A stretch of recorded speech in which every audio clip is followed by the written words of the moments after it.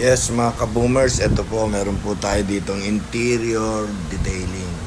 Actually ano po ito, full detailing to, interior at saka exterior. Loob at labas po ang gagawin natin dito. Ayan po, pinakikita namin sa inyo na ito Everest. Nililinis na po natin ang carpet, lahat. Madumi po siya at mabaho. Pati yung kanyang pintura sa labas, hindi maganda mga ka-boomers. Ayan po.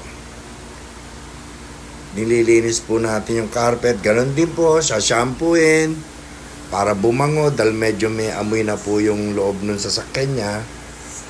Ayan po, pati mga upuan, lilinisin natin. Ayan, makikita nyo.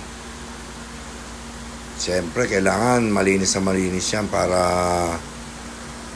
ang customer hindi naman sila margabyado.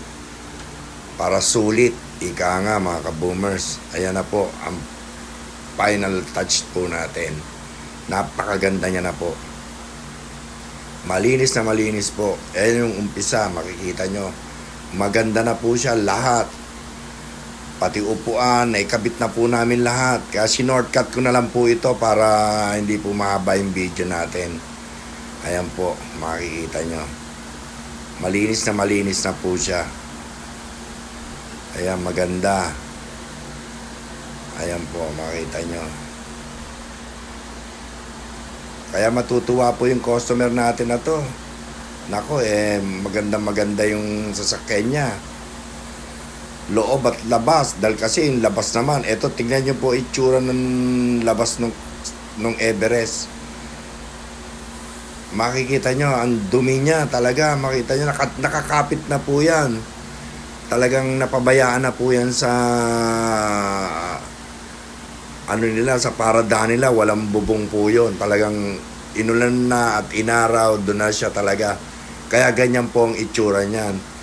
Kaya ang gagawin natin, pagagandahin po natin, ibabapping natin, 3-step bapping.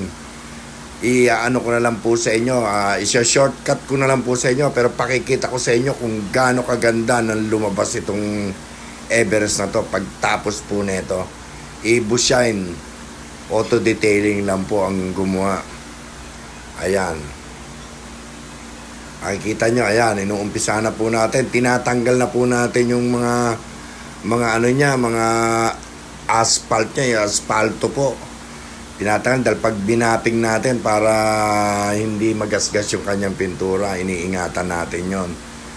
Ayan po, makikita nyo, medyo nagbabago na siya ng konti dahil kasi meron na po tayong chemical na nilalagay dyan. Ayan o, makikita nyo. Kasama po dun sa full detailing natin, yung glass detailing din po, yung acid rain po niya. Tinatanggal na rin natin. Ayan, kasama din po yan. Loob at labas po itong ginagawa natin. Ito, tapos na tayo dun sa loob, pinakita namin sa inyo. Ito naman yung labas. Ayan, makikita nyo.